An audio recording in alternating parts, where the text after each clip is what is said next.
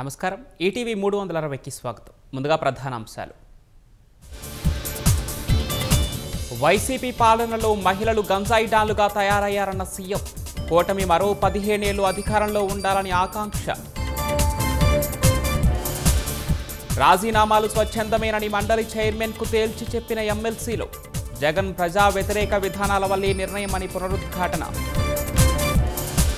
వాయుగుండంగా బలహీనపడనున్న దిత్వా తుపాను. రేపు కొన్ని చోట్ల ఓ మోస్తరు నుంచి భారీ వర్షాలకు అవకాశం. దిత్వా తుపాను ప్రభావంతో ఆందోళనలో రైతులు.